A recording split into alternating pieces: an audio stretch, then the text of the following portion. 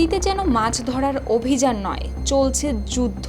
ঝুড়ি ভরে তুলে আনা হচ্ছে ভয়ঙ্কর মাছ, যে মাছ শুধু নদীর দখলই করছে না, মানুষের স্বাস্থ্যের জন্য হয়ে উঠছে বড় হুমকি। একসময় দক্ষিণ আমেরিকা থেকে এই মাছ আনা হয়েছিল বাসার অ্যাকোয়ারিয়াম পরিষ্কার রাখার জন্য, আর সেই মাছই এখন দখল করে নিচ্ছে পুরো নদী। পরিস্থিতি এতটাই ভয়াবহ হয়ে গেছে যে শেষ পর্যন্ত সেনাবাহিনী পর্যন্ত নামানো হয়েছে অভিযানে।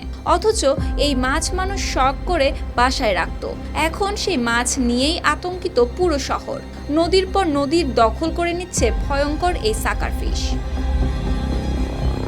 ইন্দোনেশিয়ার জাকার্তা শহরের নদীগুলোতে এখন সবচেয়ে বড় আতঙ্কের নাম সাকার ফিশ বা সাপু সাপু।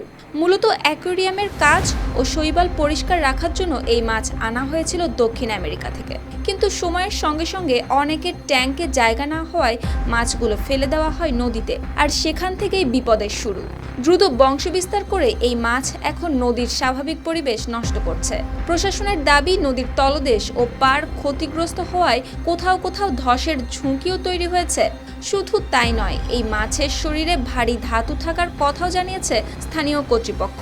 ফলে এটি মানুষের স্বাস্থ্যের জন্য হয়ে উঠেছে হুমকি স্বরূপ। পরিস্থিতির নিয়ন্ত্রণে এখন বড় ধরনের অভিযান চালাচ্ছে জাকার্তা প্রশাসন। স্থানীয় বাসিন্দা, পরিচ্ছন্নতা কর্মী, মৎস্য বিভাগের সদস্য, এমনকি সেনাবাহিনীকেও নামানো হয়েছে নদীতে। ঝুড়ি ভরে মাছ তুলে এনে দেওয়া হচ্ছে মাটি চাপা।